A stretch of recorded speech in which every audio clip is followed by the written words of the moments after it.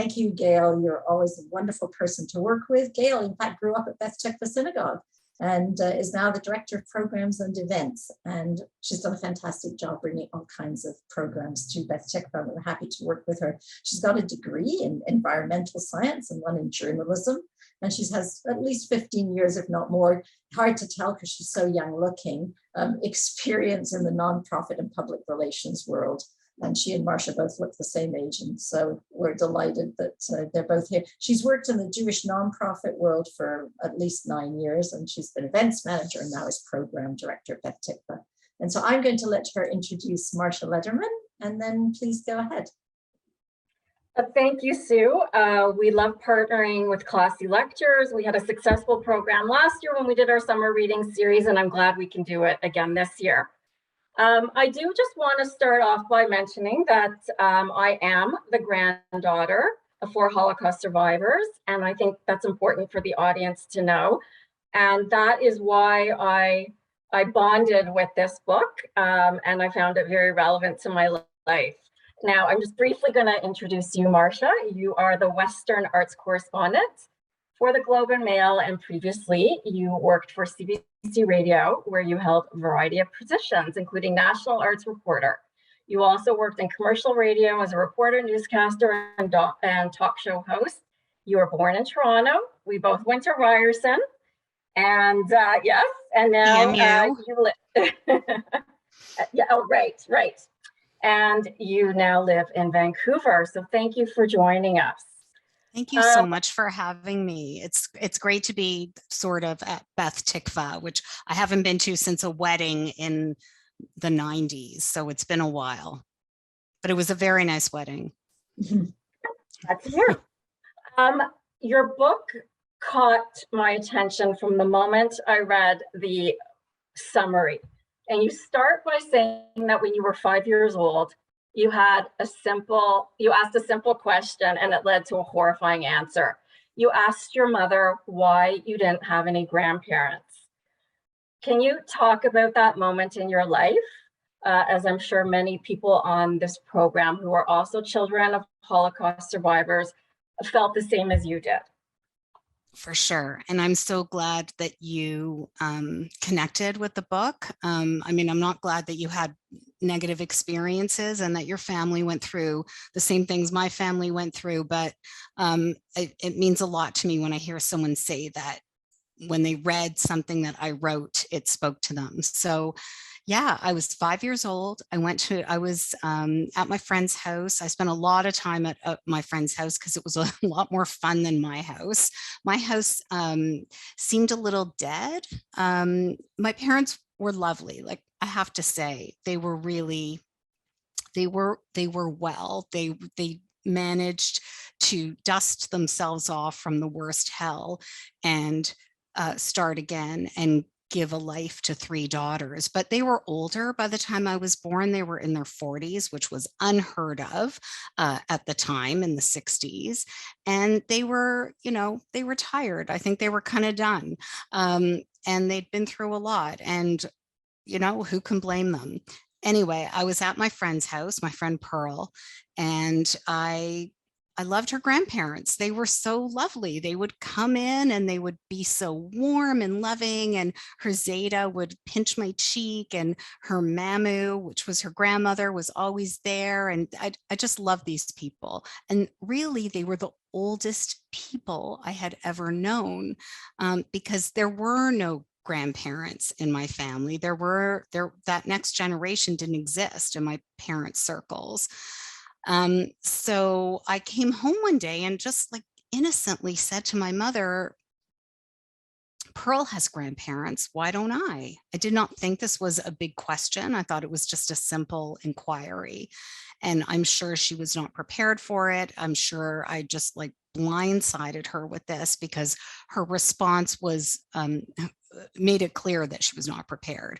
She basically said, I'm paraphrasing, obviously, because I don't remember the exact words, but she said, you don't have grandparents because the Germans hated the Jews, and they killed the Jews in gas showers. That was her answer. Not great answer for a 5-year-old. So I'm hearing this news, and my head is spinning on so many levels, right? Like, first of all, I'm 5, right? So I don't even understand that there are experiences beyond the experience that I have as a human being. So I just assume everyone's Jewish. What does it mean if you're not Jewish? I guess the Christmas stuff had not yet inundated me. But so there was that, like, okay, so there are people who aren't Jews, and also, who are these Germans? What are Germans, and why do they hate us? And oh, do they still hate us? That would be very scary. And then, this business with the showers was absolutely terrifying to me. I was trying to picture it. I was picturing the shower that we had in our main bathroom, and I thought, like, how does that work? Does the gas come out of the spout? And then how does that kill you? Does it like burn you? Does it suffocate you? These were all the things that were going through my head. I said none of this to my mother. And I think the takeaway for me as a 5-year-old was, be careful with the questions that you ask, because you never know what kind of answer you might get. And it might be an answer that is absolutely terrifying. And it was terrifying to me. And I'll add, sorry, I'm just talking and talking. I will let you talk, Gayle. I just want to add that I in no way blame my mother. Like, my mom was amazing. That's her behind me with my dad. And she was a very special person, and she did her best. But at the time, I don't think there were any resources for these poor people who had been through this hell on earth. Today we would have social workers, we would have programs, we would have community people helping them out, and there were community supports. Of course there were, but it was just a different time, and it was a bit of a, like, pull up your bootstraps and get on with it kind of time. And that's what my parents did. So my mother was doing her best, and she did her best that day. And it was scarring for me. So it's interesting. I was very lucky. We're actually not that far off in age. So I'm probably older for being a 3rd generation survivor.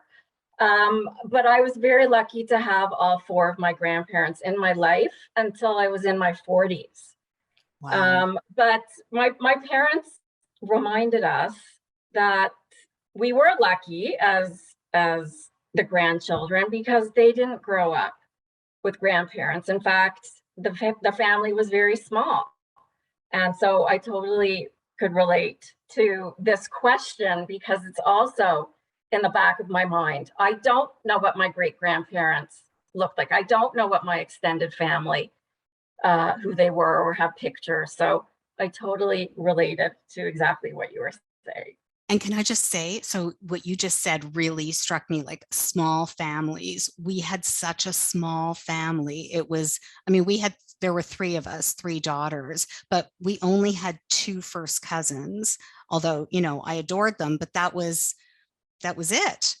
We had some second cousins who we sometimes saw. Sometimes there were little, like, Briguses, but it was a tiny family. And to me, I think that is part of the reason why it is so, well, it's amazing to get together with family no matter what. But now, when I can have a full table of family members, I have a few scattered family members here in Vancouver, it is the best feeling. It's just a joy.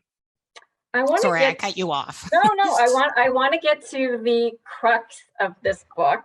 What I thought was a thesis statement that kept coming up. I apologize if people have not read the book, but I hope they do. It's definitely a good read. At the beginning of the book, I'm just going to read. This paragraph stood out to me. Was I so screwed up by my family history that I was a broken person who sends people fleeing from me? I guess you were thinking about your marriage that was ending. I like to joke that I'm neurotic, but in an entertaining way. The joke didn't seem so funny anymore. My anxiety, suspicion, my tendency to think the worst, my legendary, talented catastrophize, did this have something to do with the trauma my parents experienced? And this sentence, which you repeat many times, had Hitler ruined my marriage? So that's going from, something that was happening in your present to something that Hitler did was, to me, a leap. But you defend that thesis throughout this book, and I just wanted you to talk about that. And if you still think, after finishing the book, do you still believe that Hitler ruined your marriage? That's a very good question. Did Hitler ruin my marriage? I'm not sure he did, but I do believe that he had an impact. So I'll just go like way back for people who haven't read the book. Basically, sorry, I hope you are not hearing my son screaming in the background. He's playing some kind of video game. My marriage was ending, and I was doing a lot of reading about the Holocaust for some reason, because I felt somehow like it might give me some perspective. And I also felt like it might give me some comfort as a way to kind of feel closer to my parents, who have both passed away, I should add. And around this time, there was a study that got a lot of attention, and it was by a New York researcher, also a child of survivors. Her name is Rachel Yehuda, very well respected, and she was researching an area known as epigenetics, which I knew nothing about at the time. But these headlines really grabbed my attention. They said stuff like, children of Holocaust survivors have a harder time bouncing back from trauma. Children of Holocaust survivors inherited their parents' trauma, study shows, which is basically, the very boiled down mainstream take on this scientific study. I saw that and I was amazed. I thought, oh, has that affected me? Is this why I'm having trouble bouncing back from my trauma, or which is like nothing compared to what happened in the Holocaust, obviously, but it was hard at the time. And I started wondering, what has the impact been on me? Has there been some sort of generational effect on me of what happened to my parents? So I started reading and reading, and I guess there are two areas that are relevant here. One is nurture, of course. So since the 60s, really, there have been studies looking into the possible impact of the trauma of Holocaust survivors on their children, because there were children coming in to see clinicians, psychiatrists and psychologists in Canada, actually, which has been like a pioneer in this area of study. And these children were troubled. They were having a lot of troubles, to the point where one of the researchers I quote said, or he wrote in a study, you would think it was the children who would survive the Holocaust and not their parents. The parents were fine, the kids were not. So I was not in that position. I mean, I wasn't that troubled. I did have, issues as a kid. I know lots of us do, but I was a very unhappy child. I was pretty anxious. I was very pessimistic, and I remain extremely pessimistic and not all that happy, I have to say, but I'm working on it. So anyway, so that's A. B were these new studies that started looking at this area called epigenetics. And that was like, I'm not very good at science, so I'm going to try to explain it. With trauma, the thinking is that trauma makes a mark on the cell, on the gene of the person who experiences it. And then with so it doesn't alter the DNA, but it alters the instructions to the gene, like whether it should be expressed or held back.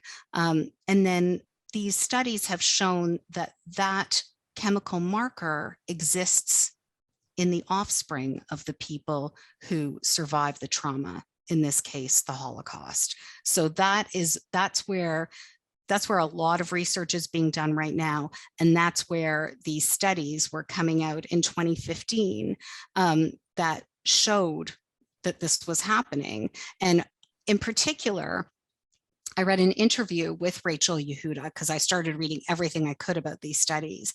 And it was with a podcast, and the woman asked her, what were some of the things that she found in children of Holocaust survivors? And Rachel Yehuda said, well, for them, any kind of separation can be extremely difficult, like particularly difficult to handle. Anything like a divorce or whatever. I'm not sure what she said after that. But when I heard that, I thought, oh my God, is that me? Is that what's happening? And that was really sort of the beginning of my investigation and the beginning of my thought that maybe this could be a really interesting book. And initially, I was going to write it more as a science book and more of an investigation. But I discovered, as you may have noticed in the last few minutes, that I'm not that great at science. And I decided to get more personal, which was harder in a different way. So how did you make the transition from a journalist to all of a sudden now I'm going to write a book, and now I'm going to write a book, not just the science book, but actually a book about my family and myself, and open up like you did? How do you make that transition? And at what point did you say, I have to write a book? Yeah, so the transition is interesting. I think I was experiencing a transition. I should say that because I write about the arts, it's not so, it's not this objective journalism where, you would never use the pronoun I, you would never include your opinion. I write book reviews and play reviews, and I review concerts, and I write all kinds of things that are personal. So as my journalism career has evolved, I have been forced to use my own voice more and to be more personal, which has been pretty challenging at times, because when you go to journalism school, as you know, Gayle, they like drill it into you that this is not about you, this is about who you're writing about, which is true. Mm-hmm. But then when you start writing something that's a little bit different, such as criticism, or, I started writing some first person stuff for the Globe, then you have to force yourself to be more in the story. And I had an editor who was really good at nurturing that and helping me with that. So I felt like I was prepared to do this kind of work. And at the same time, I did not want it to be like a straight memoir. In fact, originally, as I said, it wasn't even really going to be a memoir. But then it became, in my mind, a reported memoir where I would use my journalism skills to find out as much as I could, report as much as I could about like my own life, what happened to my family, what happened to my parents, even, who weren't around to answer the questions anymore. And I also use that to sort of determine what belonged in the book and what didn't belong in the book, because honestly, I could have gone on for a lot longer. And in fact, I did. I think there were 100 pages that were cut by my editor at one point. So yeah, I hope that sort of answers your question. Yes and no. I think we both grew up learning bits and pieces of the story. My grandparents never sat down and in one sitting told me everything that happened. I worked for survivors of the Shoah, and I know your mother did a testimony, and I begged my grandparents to tell their story so we could document it. And they never did. They never wanted to open up about it. And this is going to sound, I hope it doesn't come across strangely, but I'm jealous of people who have a story and who can now stand up as a child of a survivor or my generation and actually teach the next generation. I don't have that story. As I said, I have bits and pieces. When did you put all the bits and pieces together and you knew you had enough for a book, right? Because somehow you were able to create this timeline and find out what happened. Yeah, it wasn't that easy. I also only had bits and pieces, and I was so mad at myself for that. I was so angry. Why didn't I get that story? Why didn't I, like, this is what I do for a living. It's ridiculous. I get life stories of strangers, but I never got my mom's. Like, I was so mad at myself. But I guess I used whatever I had in terms of my job skills, and also what we had in our family, and then what there is out there to find. And yeah, I guess I started with quite a bit. My mother had talked to us about her story. My mother had talked to us about her father's story, about my father's story. I should say my father died very unexpectedly when I was 18. I right after my 18th birthday. So I never really got a chance to talk to him. I don't blame myself as much for that, much more so my mother, because my mother didn't pass away till I was 39. But I had these stories, and my sisters are a fair bit older than I am, 10 and 17 years older. So they had lots of information. They had, in fact, when I started asking them about it, they brought out file folders. They had family trees that my father had drawn. They had a map of the town where my parents met and the house that they lived in. Like, they had all these little treasures, and that was so great to have. And then I had the Shoah interview that my mother did for the Spielberg Foundation, but I have to say, it didn't offer a lot. There was not a lot of enlightenment in it. There were not a lot of details. I felt that the interviewer didn't press that hard, and that made me even more mad that I didn't do it. Now, do you think that they didn't talk about it because I just want your viewpoint on this? Were they trying to protect themselves, or were they protecting us? They did, like, my parents did talk about it. It's not like it was this big secret. It was just like I never got the whole story in sequence from A to Z. Like, I just never got it that way. I got, oh, this happened this time, and this, and little references all the time, a lot of references to being hungry, references to things that happened in camp, but not like full on stories necessarily. I don't know what was happening with you. Were you not hearing anything at all?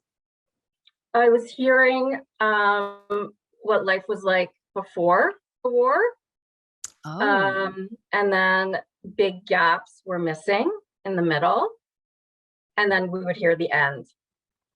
And it was only actually in 2020 where I think someone in my family had done some research, and we found my grandmother's testimony that she gave in 1946.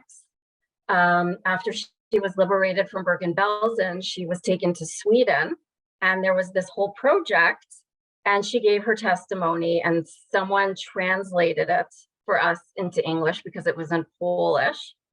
And I finally did read the full story. And now I understand why she didn't talk about it. I think she blocked it out. It was so traumatic.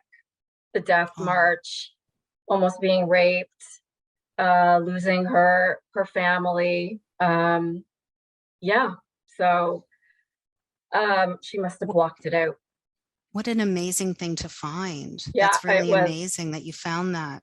I think, I don't know. I don't know your family, and I don't even know in my parents' cases. I really think there was this feeling of, let's just get on with life. We don't want to dwell in that horrible thing that happened to us. We want to dwell in this beautiful life that we have now in Canada. I personally think that's what was going on with my parents.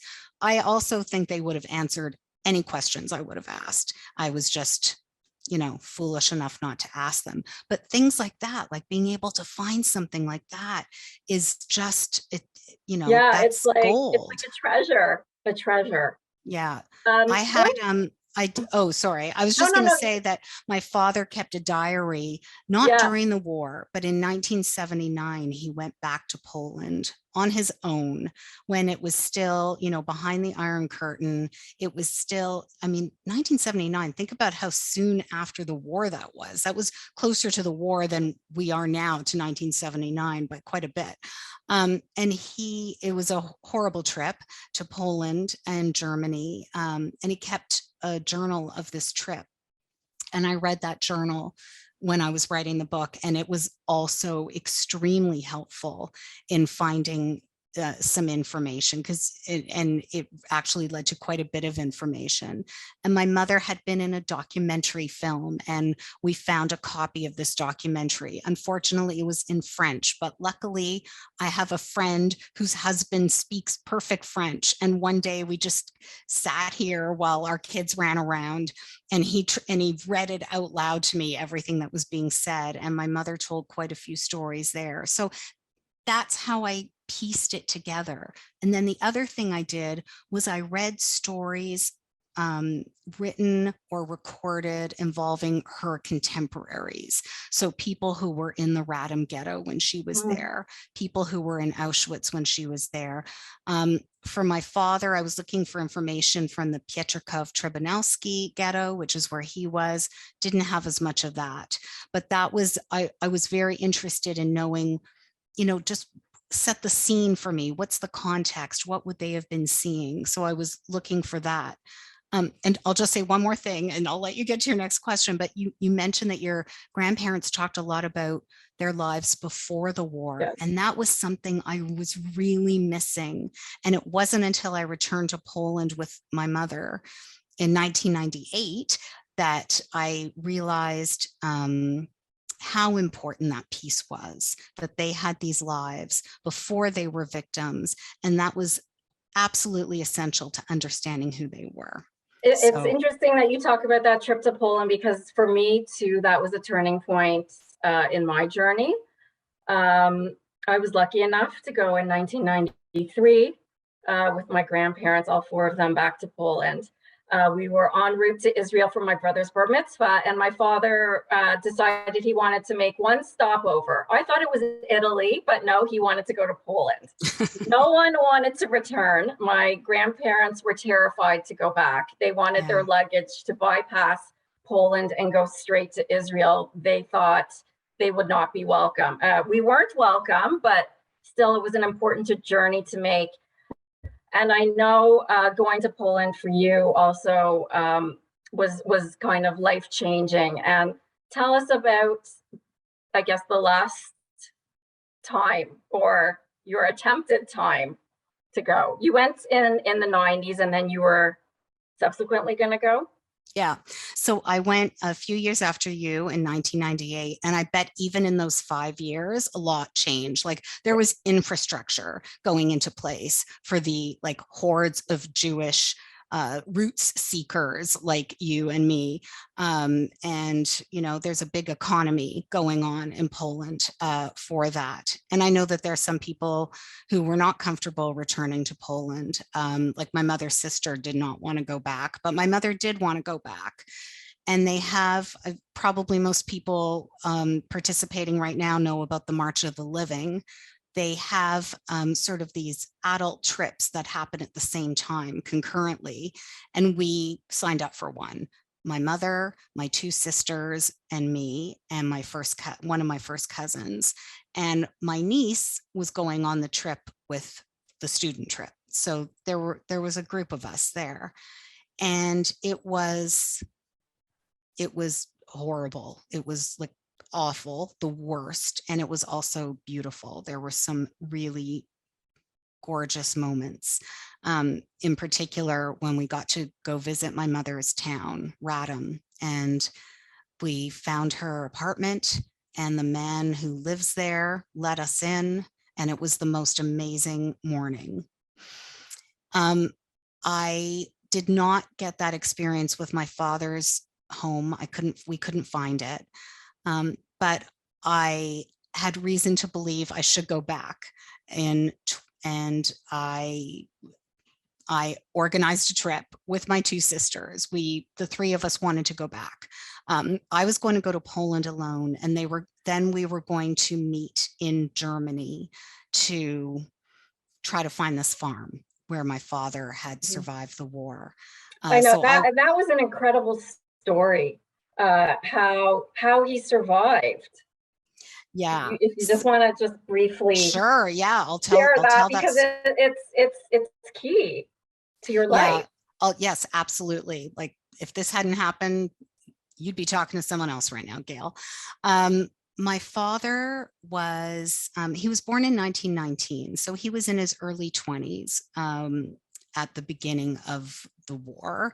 He was from Lodz, but his family either moved or was moved to Pietrków Trybunalski, which was not too far away. And there he was working in the ghetto doing, I don't know what, like some kind of forced labor. And one day the Nazi in charge said, "We've got too many Jews. We got to kill some of you, every 10th person." And he started counting, and gets to my father, who's number 10. So he's one of the people who's going to be executed on that day on a whim. And my father was a quick thinker. He was really smart, and also really charming. I don't think charm had much to do with this, but he had a watch with him somehow, maybe preparing for such an event. I don't know. But he told this officer, if you save me, if you don't kill me, I'll give you this watch. And guess what? There's more. I've got more valuables back at home, and I'll bring them for you. So the Nazi said, "Go hide." And he put him somewhere. I don't know where.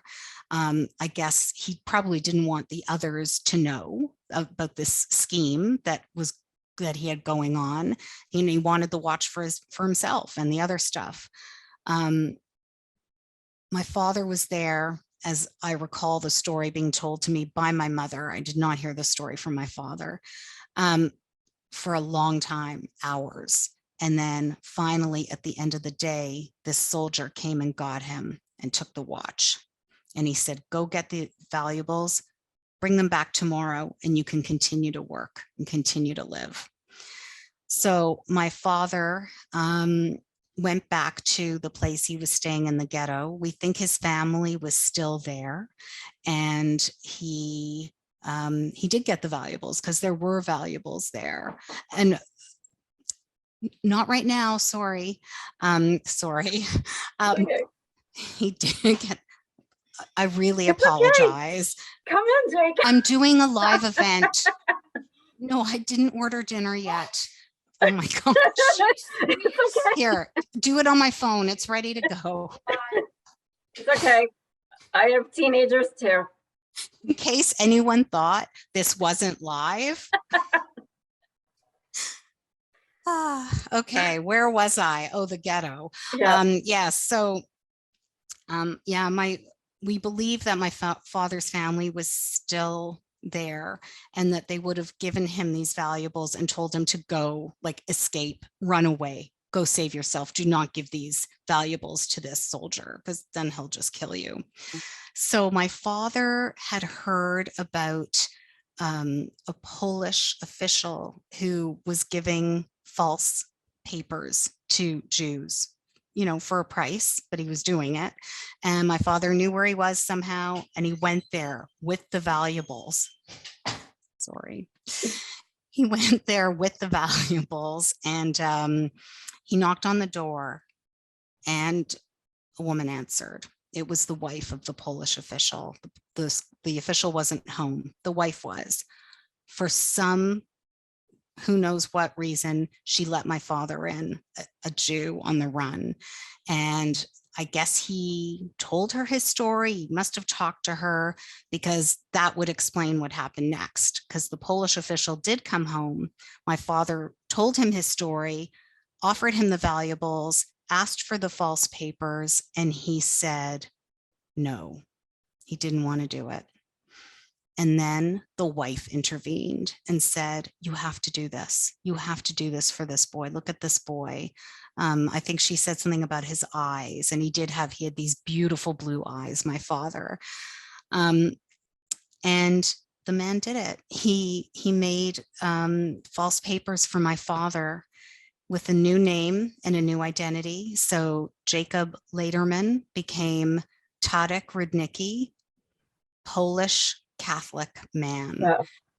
And my father took, oh, and I should also say that the wife made my father a meal and gave him something to eat, which apparently I failed to do tonight because I did not place the Uber Eats order. Oh, gee. Anyway, my father took this, these false papers, and he got on a train into Germany. Can you imagine the nerve, the bravery it took for him to do that? And he traveled into Germany, and he got off in a rural area, and he got work on a farm in a place called Holsen, which is today in North Rhine-Westphalia, a province or state, I'm not sure which. And he worked there from 1942 till 1945, posing as Tadek Rudnicki, going to church every Sunday, praying with a Bible that we found after my mother died, a Polish Bible. But Marsha, this might be a good segue into the title of the book, because how did you come up with this title, and what's the story behind that? So you're going to hate me for this. I don't want to explain fully the title, because I feel like for anyone who reads the book, it's kind of this little journey that they can go on. But I will say that. But I will say this, and believe me, every single person asks me this question. It had to do with me wanting. So I wanted to go back to Germany. I wanted to go to Germany with my sisters to try to find this farm, to try to find this family, to try to find this church. And we were planning to go.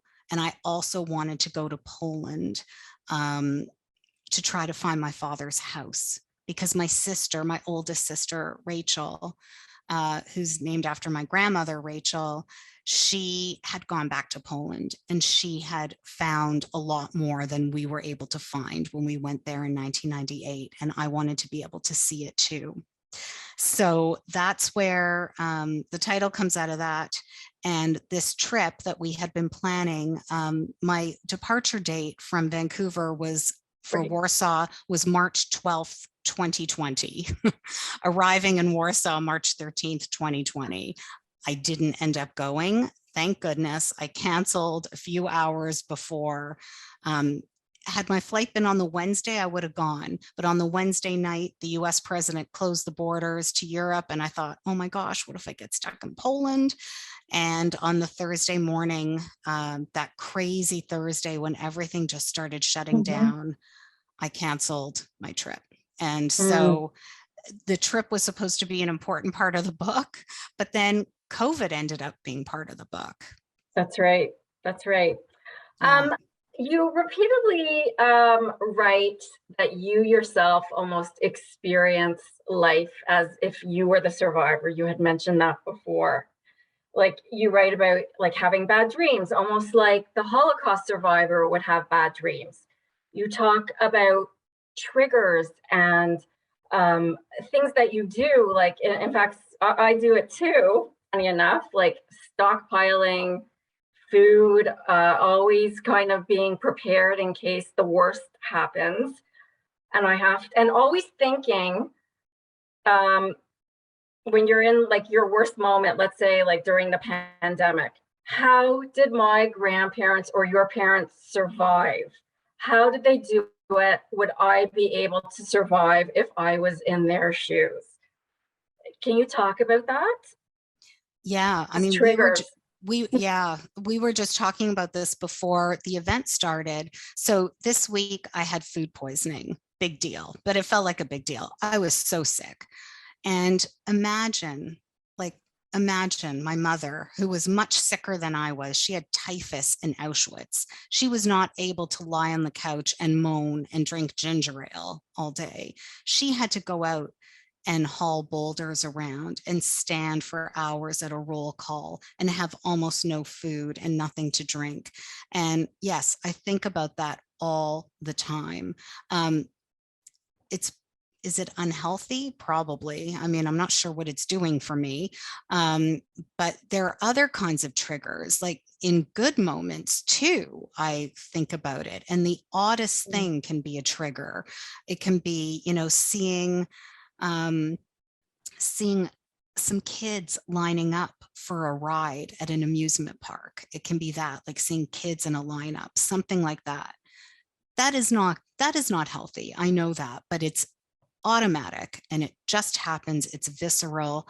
I try very hard to just be present and just snap back into the moment. And I'm much better at it now that I sort of understand that it's not just me. I think that really helped me, actually. I'm just realizing this as I'm talking to you. It really helped me to read these studies and know it wasn't just me. So, and even feedback from people who are reading your book, myself and others watching us. You're not alone. We, whether it's your generation or my generation, we still, we have those same thoughts. So you weren't crazy, or I think this was common for children. And I think so. And the nightmares apparently are very common as well. Like so the Nazis are coming to get me. I don't have nightmares, so that wasn't passed on to me. But I know my grandparents had terrible nightmares. Oh, I'm sorry to hear that. I am glad that you don't have them. I want to bring up. I asked you this before, so this won't be a surprise. I want to just briefly talk about your ex-husband. I know if people were reading carefully, they noticed that he was not Jewish. And as a child of a Holocaust survivor, that was shunned upon, to marry someone not Jewish. What was that like when? How did your family react? Your parents weren't alive, correct? When you got married? My parents had both died. But how did your sisters react, or tell us about that? Listen, I was 41 when I got married. I think everyone was just so relieved that I was getting married. Meanwhile, now I'm divorced, but that's a whole other story. But but even before him, the partner I had prior to him was also not Jewish, the person I lived with for quite a long time. So he was, like a husband, I guess. And my mother did know him, and my mother did accept it, which I thought was really great of her. It was absolutely not a thing that could happen when I was younger. I remember in grade 10, I was going on my first date, and the guy was not Jewish, but he had a name that could have been Jewish. I told my parents that he was adopted, just in case when he came to the door to get me, they saw him and thought, this is not a Jewish boy. So yes, I grew up in that same sort of environment. But my mother... it was almost like you were being defiant of them. Did you see it that way? Or you said you had a troubled childhood. Was this part of your acting out, or? Oh, I don't think so. No. I think I like Jewish guys too. It just so happened that my first date and then the two guys that I ended up, shacking up with both happened to be not Jewish. And I guess maybe maybe I should see there's a pattern and start to change things. But I don't think I was defying them. I mean, I really do think I probably wished I wanted to make them happy. I wanted them to feel good about my life and my choices, and I wanted them to feel proud of me. And I'm so sad that, they died long before I, had a child or got married or even, got a job at the Globe and Mail. I think that they would have got such a kick out of that. But no, I don't think I was being defiant. I think it was just who I picked. And I commend my mother for just. You weren't even conscious about it. No, I mean, at first I knew I was going to get in trouble in the early years, but eventually, like I said, as I was getting older, my mother just wanted me to be with someone and she just wanted me to be happy, which that guy didn't make me. But anyway, that's a whole other story. That's another book.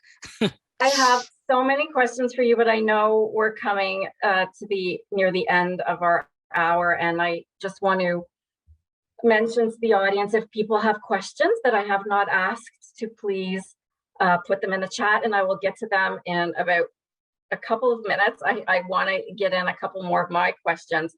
Marsha, please tell us, what has been the reaction of your sisters in all of this? I mean, you are laying out your inners, it's your family history. What has been their reaction? Oh, they've been amazing. First of all, I could not have written this book without them. They have been my partners all along. We had so many FaceTime and Zoom calls together. It was actually quite amazing how we came together to do this, because they, like I said, they knew so much more than I did. And I think they feel, well, I know they do. They say they do. They feel grateful that I've written this book and that our whole family has this story now and can know our story. There are many other elements to it, of course. They would not be happy.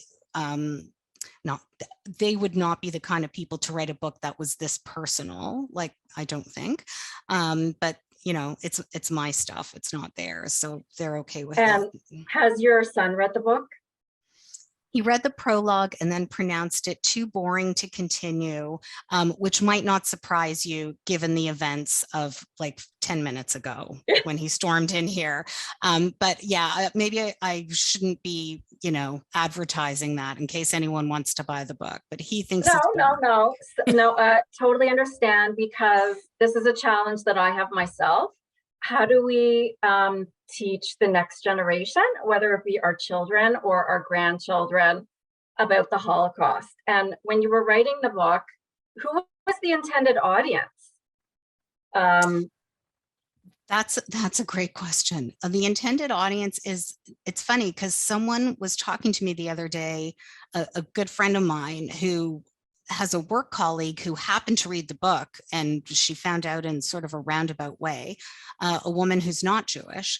And my friend was so surprised, like, why would this person read this book? And I said, oh, the intended audience is not just people like us. Like, I don't just want Jewish people to read it. I would like everyone to read it. I want people to understand that intergenerational trauma is a real thing. It's a real issue for descendants of the Holocaust, but descendants of other horrific trauma events. So I think that's really important. Holocaust education is so important, and it's getting more and more important as survivors leave this world. And I feel a real responsibility for telling that story. And that was what drove me as I wrote this book, because there were a lot of times I thought, does the world really need another book about the Holocaust? Do I really want to write this book? It's so hard. But I think, people are learning things. They're telling me that, and that gives me so much satisfaction. I feel so good about that. I'm glad you answered that question, because as I was reading it, I'm wondering, wait a second, I don't think she's writing it for me. Because I know some of this stuff. It seems like your audience was much wider. And do you see that the book might be translated into different languages and maybe sold worldwide, maybe part of, like in Poland or Germany, or it's as part of their history too? Is there any plans for that? Could you please talk to my agent? Because I keep asking her, especially Germany. Like, I really feel like this book belongs in the German language, given, you know, what we find out about what happened to my dad on the farm and after the war. Yeah. And my mother also was liberated in Germany. Poland, I'm not so sure about. That's a whole other question. It would be great if it was translated into Hebrew as well. That has nothing to do with me, unfortunately. Okay. But yes, my agent really enjoys getting these constant reminders from me. What about Germany? What about Israel? Yes, for sure. In the book, did you ever consider putting pictures? At one point, I was like, I need to have a family tree. I'm a visual person. I need visuals. Was that ever a consideration? You know, we talked about it very briefly. And then in the end, we decided not to do it. I'm not even sure why, maybe for cost reasons, possibly. But I do, and you know, you're not the first person that said that about the family tree. There's a lot of information. Yeah. I'm not sure the photos would have helped, but I think you can see behind me. And actually, we have some photos. Thank you so much for sharing these photos for our presentation. Sue's going to pop them up. Oh, yeah. They're my mom and dad in Germany after the war. Look how happy they are. So in love. Okay. Look at how they're looking at each other. I love it. So yeah, that's my mom, Gutcha, my father, you know, his fake name, Ted, Tadek Rudnicki. He was called Tadek for the rest of his life, even though his real name was Jacob. And I was very touched by that, like that his name was Tadek or Ted. This one I really like. I definitely see the similarities here. You look exactly like your mother. Oh, that's so interesting. Yeah. And yeah, there they are in Germany, happy. They got married in a place called Kaunitz, which is where my mother was liberated. And I have to say, the chapter is it called Miracles, or there's one chapter that I really love where you talk about how your parents met and all the different things that were beshert that came together. Yeah, it's called Little Miracles. That's it, Little Miracles. That was my favorite chapter. Oh, wow. Okay, that's very interesting. There they are again. Now this is a photo of my mother's mother, Rachel, and we took this photo, and the brilliant book designer, Talia Abramson, took that photo and turned it into this gorgeous cover. I did not see this photo until I was in my 30s. A researcher dug it up. It was taken either for a visa to go to Palestine, which unfortunately my grandparents never did, or it was identification for the Nazis. So yeah, she looks very unhappy. And this was my grandfather, her husband, Moshe Raphael, who he was an Orthodox man. To have his photo taken without his head covered would have been a terrible thing for him. And that is my father's father, Moshe Aaron, who I did not see this photo till 2016. That was the first time. My father died never having seen a photograph of his parents, and I've still never seen a photo of his mother, but this was my father's father. And he looks like a kind of man I would have loved to have around. Great Zadie. And this was my aunt, my father's sister, Devora. She was actually a photo taken with a friend, and we photoshopped the friend out, which I wrote a story about for the Globe and Mail because I still feel bad about that. It just felt like making this other Holocaust victim vanish again. But I do love this photo. And that's me and my sisters going to see Dear Evan Hansen. And so, and that's us again. So a few years ago. Rachel is the eldest? Yes, Rachel's the eldest. And that's the son with Skip the Dishes at his bar mitzvah last October. Wow. And the tallis was my father's, that talit that he's wearing. Wow. Yeah.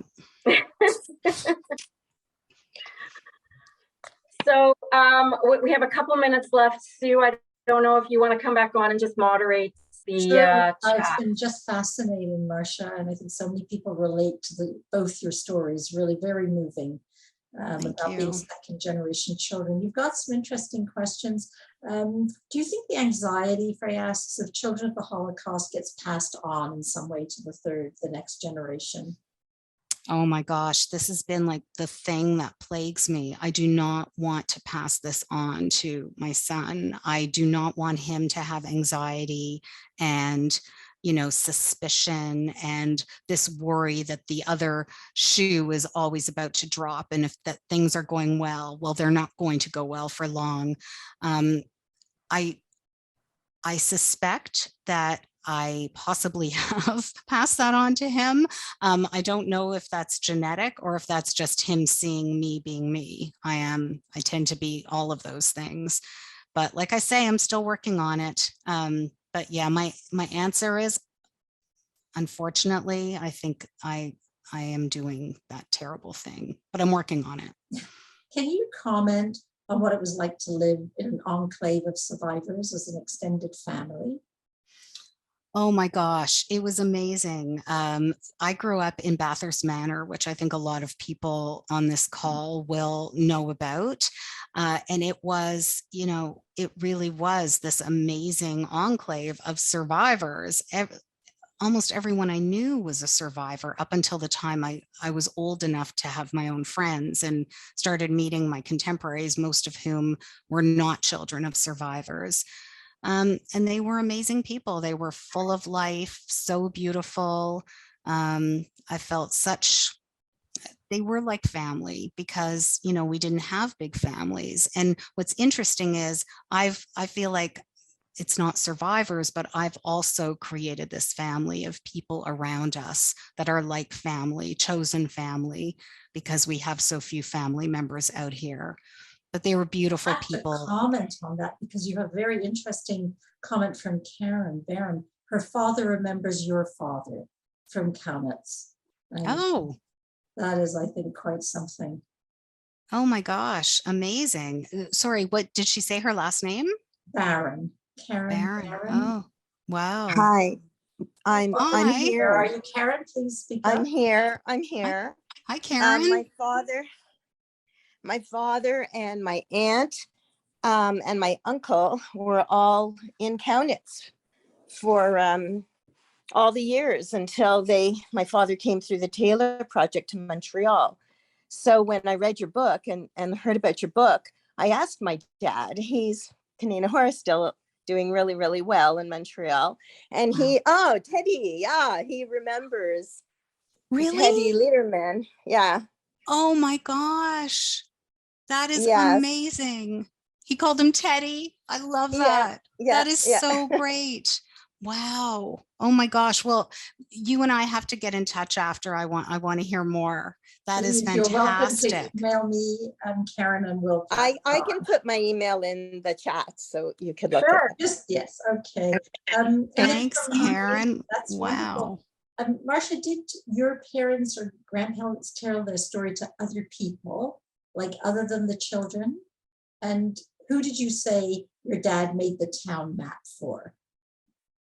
Oh, so my dad made the town map when my sister, Rachel, the oldest, was going, like, I guess backpacking through Europe, although I don't think they were backpacking. I think they rented a car, she and her husband, Jack, and they were going to go to Kaunitz. And I think they might have gone to Kaunitz, but this was many years ago. So my sister had kept this piece of paper, and like, it's so weird. I went to Germany when I was backpacking through Europe in the 90s, but why didn't I go to Kaunitz or any of the places my mother was? I went to Munich. I went to Cologne because I was interested in seeing the cathedral and the art. But anyway, but now as I hope to get there, I will use that map. And, you know, I really hope I can make it happen with my sisters. We're talking about it, and maybe next year. I think I'm going to finish with this question because I felt the same thing. Was writing this book a big catharsis for you? You know, it was, and I wouldn't say catharsis necessarily. Like, it was really hard. And I was writing it during the pandemic, and my kid was home from school, and you know, I'm a single mother. I was doing it alone, and it felt like a lot, but it did feel like a journey, and it helped me as I continued to learn things and continued to sort of find answers to the questions I was looking for. They felt like they were answers that could help me heal. And a very important takeaway was that if I inherited any sort of trauma from my parents, I also inherited their strength and their resilience. And that is a key takeaway. I think about it every day. And that has been a beautiful byproduct of writing this book. I think that's a wonderful note to end on. Thank you so much to both of you. Marsha Lederman, the author of Kiss the Red Stairs. Please remember we partner with Ben McNally Books, and hope you will mention Classi Lectures or Beth Tikvah Synagogue when you buy there. Gayle, really very personal and touching. And thank you to everybody for joining us. I'm sorry if we didn't get to answer all the questions. We could probably talk for another hour about this, but we appreciate your time. Can I just say thank you so much, Sue, for organizing, and Gayle for amazing questions and the conversation, and to everyone who's hung around and listen to me blather on. If anyone does have any questions, please send them to me, and I'll answer them eventually by email. It takes me a while sometimes, but I will,